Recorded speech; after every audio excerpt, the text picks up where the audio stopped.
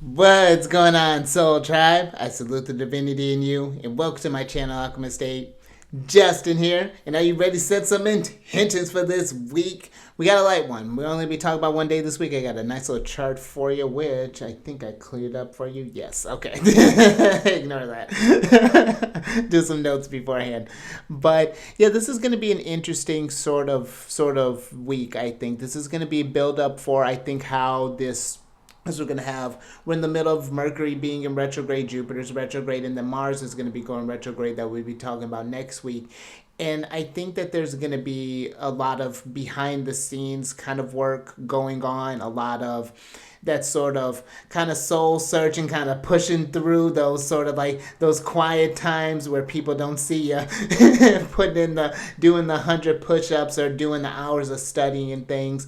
But I think with that discipline and following that inspiration, it will come across on the other end where that vision will start having some real kind of tangible results. But I think just some things are going to be closing up and needing to shift into change with all the mutable energy that will be in. But talk about that all in a moment.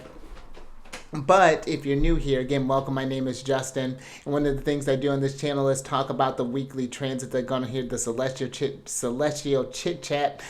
And this time I'm going to be covering the week of November 28th through December 4th. And let's get into this thing. Because on Mercury Day, the 4th of December at about 2:16 a.m. and that's going to be Pacific time.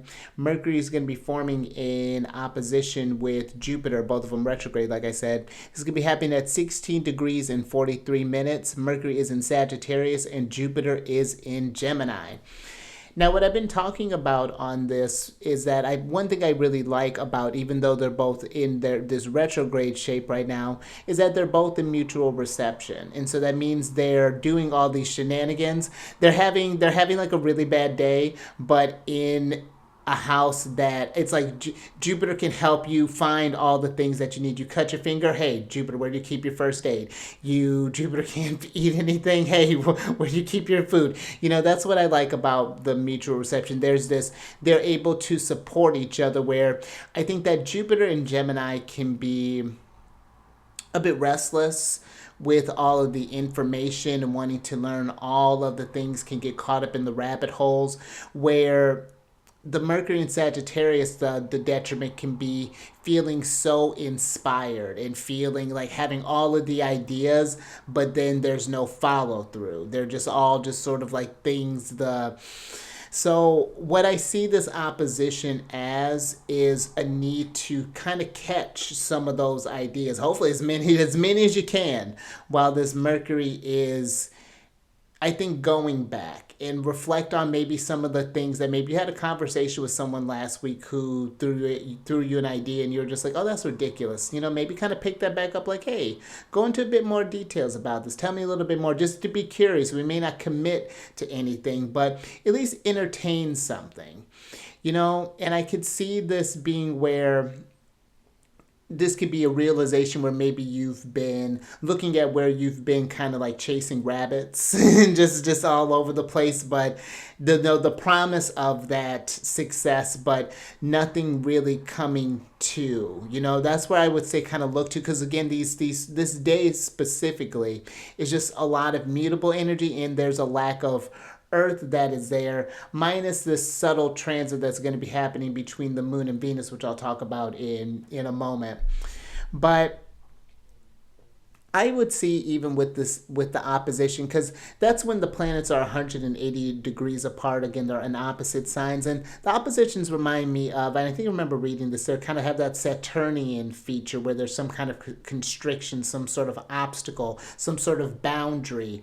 And I could see this opposition, maybe even for some, as a motivation to push a boundary, to exceed what you thought your limits could be. Maybe there's been a particular thing you've been going through. Maybe you felt like you've hit a plateau, but now this is the time to take it that step forward. Maybe you've been maybe you're like a music student, for example. Now maybe you're great at improv, and now it's time to learn how to read music, maybe get more fluid there.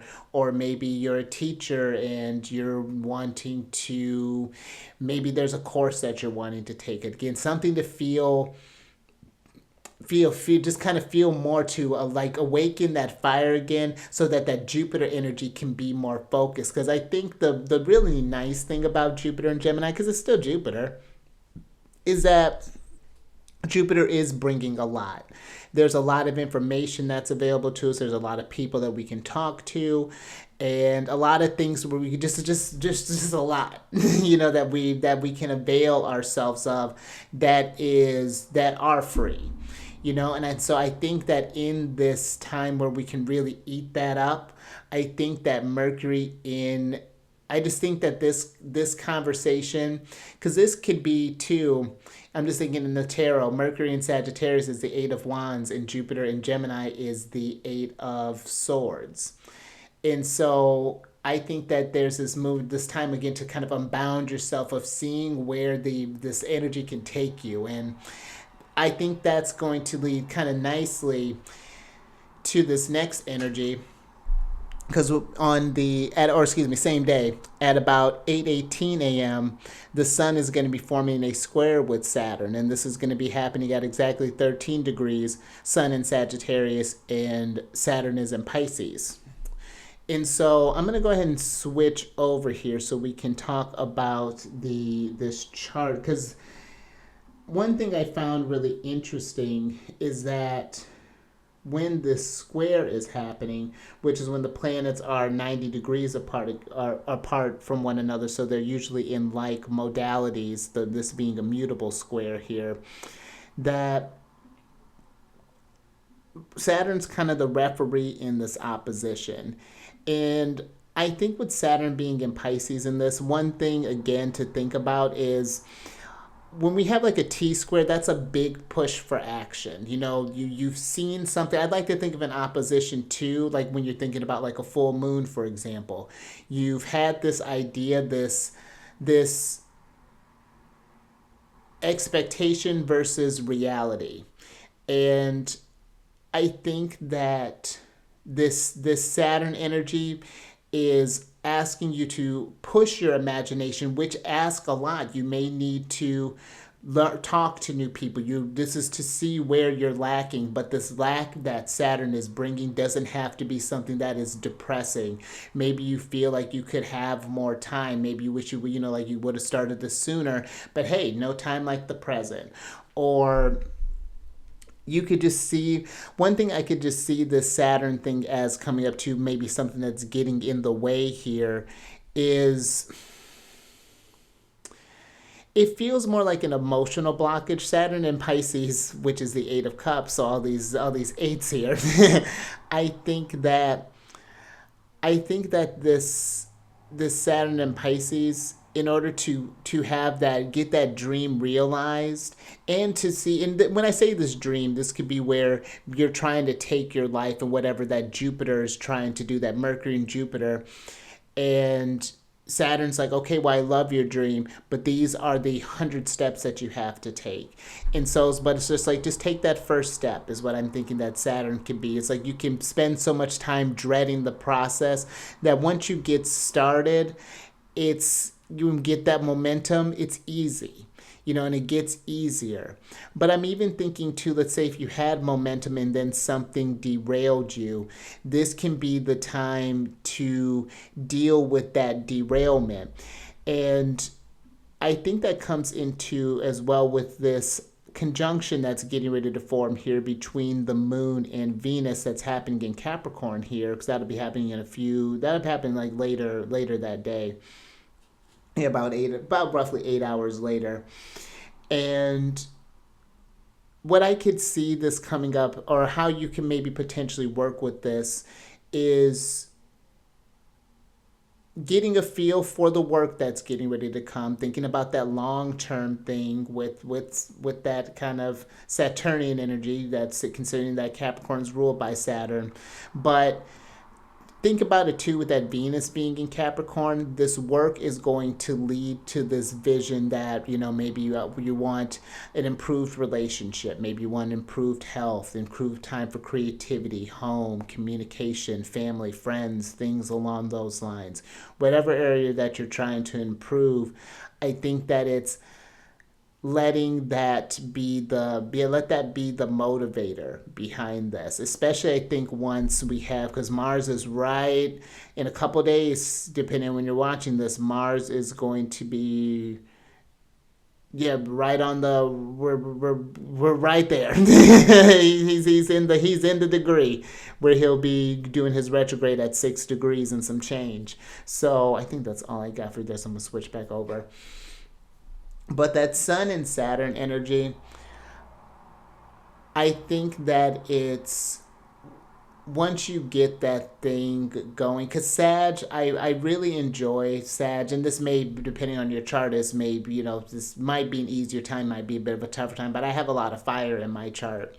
So whenever there's Sagittarius energy that's coming through, even when I'm feeling at my lowest, or not even lowest, but I'll say when I'm feeling low, it's a low, but I still feel that Sag. He's kind of like, hey, hey, hey, hey.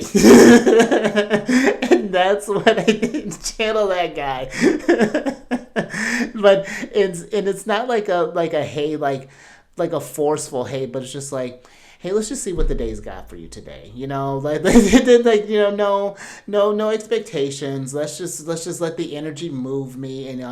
I intend on doing this. What time doesn't matter. Let's just move like that.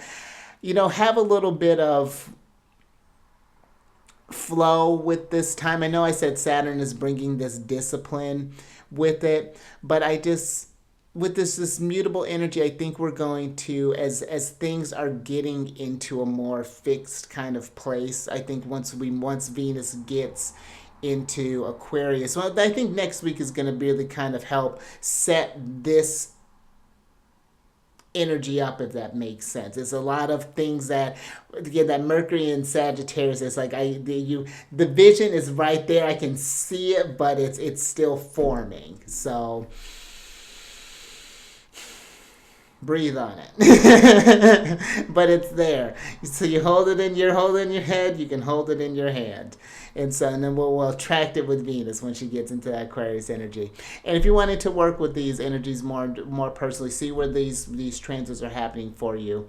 Down in the description box are a list of the services that I provide, so definitely check that out. And also down below, if you happen to have Cancer in your chart, or if you just want to sync up with the lunar cycle, kick it with Cancerians, I'm with it. Down there, too, is a link for my other channel, The Chariot and Friends, where I talk about more specifically the lunar shenanigans that are going on, and as well as do a tarot card spread or tarot card reading as well there. So a little extra stuff there if that's something that floats your boat. But go off this week and conquer. Go thrive. And keep raising that consciousness and raise that vibration to the roof. I was going to have you seize something. And I will catch you. Seize the sun on the next one. Mercury Day.